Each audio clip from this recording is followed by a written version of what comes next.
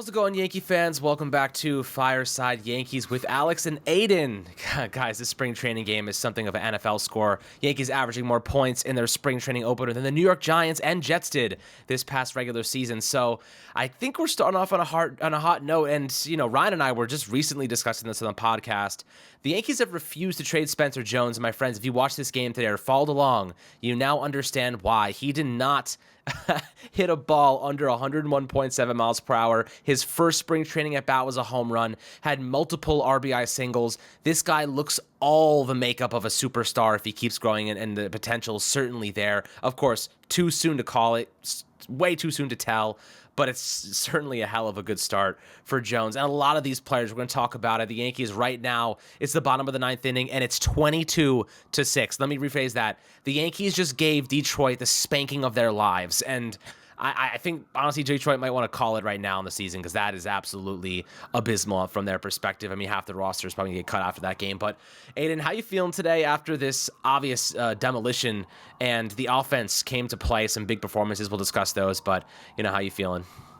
I'm feeling good. It's so great that spring training is back. Even though we're not able to watch the game, we're still able to watch the game feed. We're able to see StatCast data at the very least, which is kind of all I need to know, are these prospects hitting the ball well? And my God, Spencer Jones went on a tear today. He didn't even start the game, but he still went 3 for 3 with 2 singles and a home run, 4 RBIs. I'll just read out each of his batted balls, all 3 of them: 111.4 miles per hour, 109.2 miles per hour, and 101.7 miles per hour. That is ridiculous. I know it's early. This guy's still, probably got to play some more games in AA and AAA, but my goodness, he looks like the phenom prospect that he is.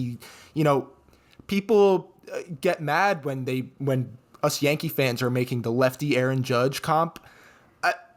It's right there in front of us. Good fielder, tall, very tall. He's 6'7". We saw him in person at the Pinstripe Pride event. That man is enormous, and he has a beautiful swing. He has a swing similar to Judge's, and I don't know how you can't be excited about this right now. I tweeted just about an hour ago that the Yankees have Aaron Judge and Juan Soto, and they're looking to extend Juan Soto for probably the rest of his career. They have Jason Dominguez back on the way, who tore it up when he came up to the bigs last year, looked like the prospect he was promised.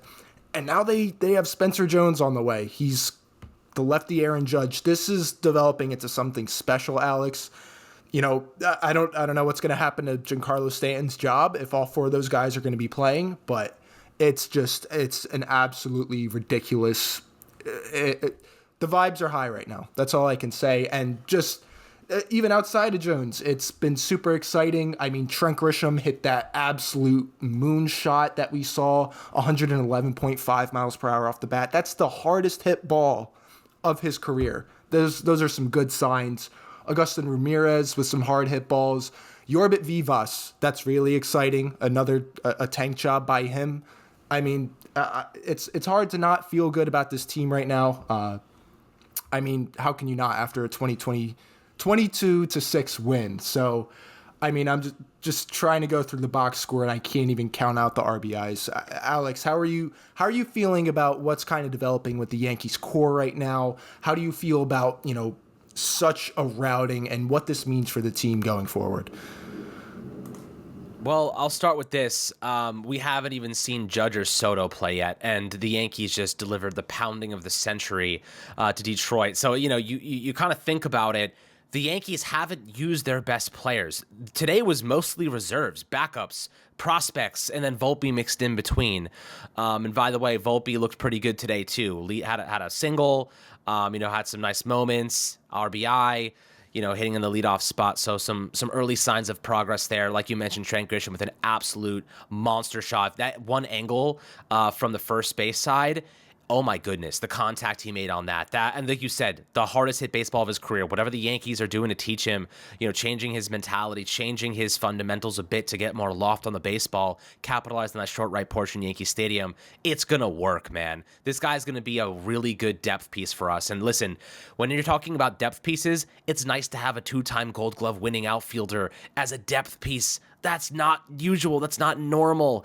And then if he can even hit his, for average, just be a good supplementary outfielder, it's going to be astronomically different than what we saw last year when we had Franchi Cordero wasting away at bats at times and Isaiah Kiner-Falefa surviving, Billy McKinney running, Bowers doing whatever Bowers does, and these guys are no longer on the Yankees anymore, my friends. This is a different team with a different mindset, a different mentality, and a different outlook.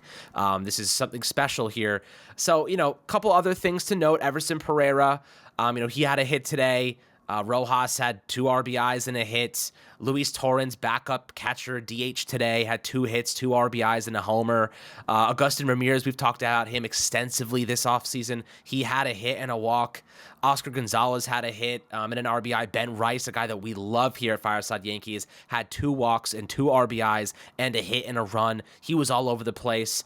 Caleb Durbin, someone you may not have heard of recently, but he's like a 5'6" second baseman. Dude has like a 5% strikeout rate. Really solid prospect with upside there. And then you said Yorbit Vivas, of course, with the moonshot, 2 walks, 2 runs. He was all over the place. The Yankees looked excellent today, my friends. The offensive upside of this team is substantial. The prospects, and what's beautiful about it, you kind of said it right before the podcast started here, the timing of all this, how the timing of the prospects accumulating and getting to the point where they're all ready to make an impact in the MLB is now coming to fruition. Spencer Jones, Andy Martino, or is it John Morosi? I think it was Morosi actually tweeted out during the game that he thinks that we could see Spencer Jones by the halfway point in the season. That would be kind of crazy. I mean, I don't know where he'd play unless it was injuries or inconsistencies. You might as well just keep him in AAA or wherever, just getting some reps and at-bats and have him not rotting on the bench. But if the Yankees need him and he's ready, he'll be the call-up. Like, he will get that chance. And right now I'm thinking Everson Pereira is a guy that becomes trade bait pretty quickly with Dominguez and Jones kind of gathering more value here. As for the pitching, Luis Gil gave up 2 earned runs and a homer. That's 3 strikeouts over 2 innings. He was a little inconsistent. This is the first time he's really pitched in a while. So I'm, not really looking that much into it. Clayton Beeter gave up 2 earned runs and had 3 Ks over 2 innings. So, something there. But otherwise, the pitching was, it wasn't great. But I will say this, the offense did more than enough to quiet any concerns. Is there anyone that really stood out to you? What is your thoughts on Ben Rice specifically? Because I know that's a guy we've talked about, you've discussed on other podcasts, on social media, a guy that we love here. What do you see his role developing as spring training kind of progresses here? I think, as far as it goes today, he had 2 RBIs today and 2 at-bats. I believe it was a 2 RBI single, but what his role could develop, what it could develop into over the spring.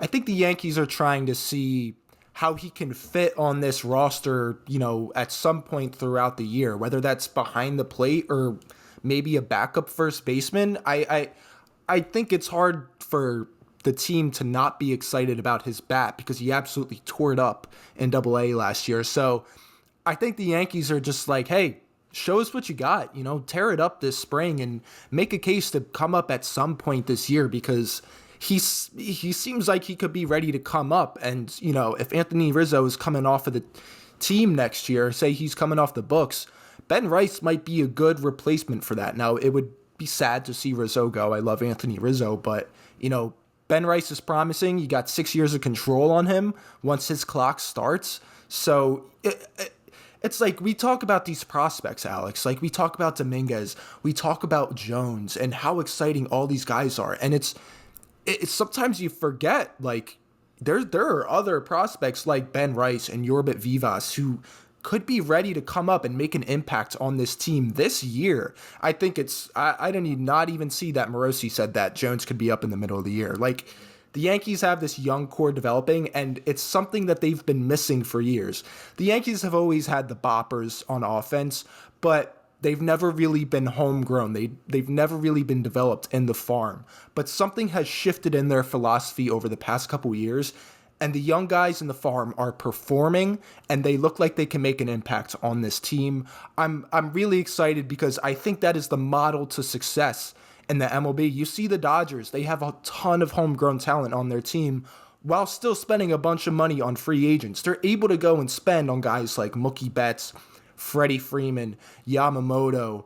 They're able to do that. And how did I even forget Ohtani?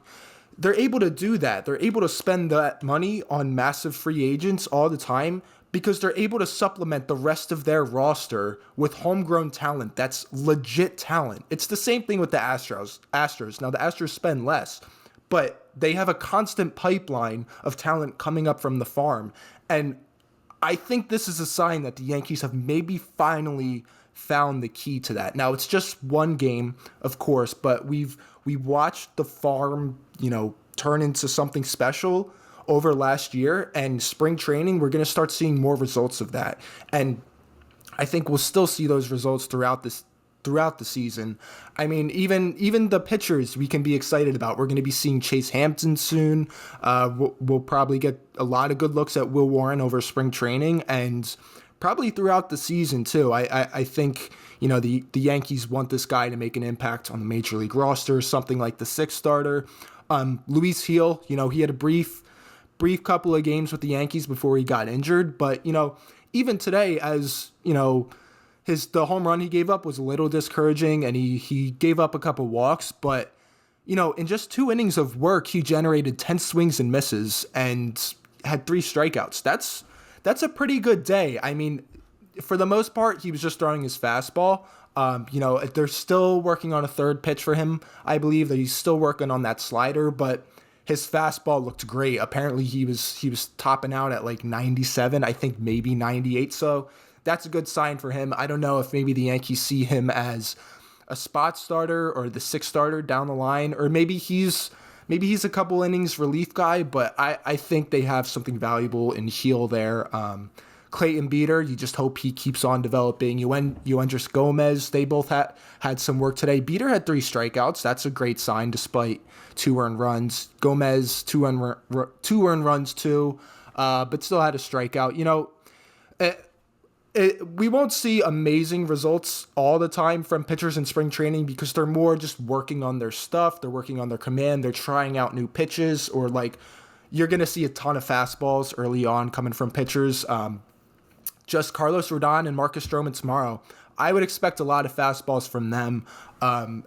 We would hope to see that Rodon is working on his secondary pitches. Hopefully his slider still looks good. I told Ryan in an episode this morning that I would like to see him work in his changeup or his curveball more and see if he's refined those over the course of the season or the off season, because a third pitch is something he's missing. And if he's figured out his command and he's figured out, the issues from last year and he's coming on a healthy slate, if he has a third pitch, he could be something special. And that's something I think is the key to the Yankees' success this year. So Alex, apologies, I'm so used to referring to Ryan. What are you looking for out of Stroman and Rodon tomorrow? What are you looking for, out of the 2 games from the offense tomorrow? We don't know who's going to be playing where quite yet, but we do know that Juan Soto will be playing at George Steinbrenner Field against the Blue Jays on the YES Network. So what are you looking for in the games tomorrow?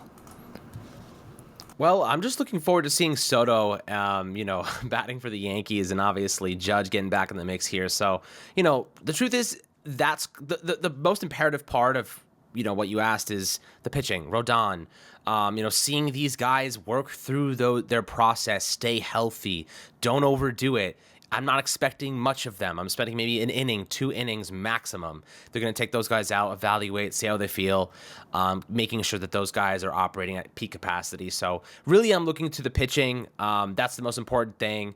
Obviously, you want to see some of these offensive guys get involved, and, it's always fun watching Soto and Judge. But, guys, always happy to hear perspectives down below in the YouTube comment section. Your thoughts on this game. I think it ended up being 22-7.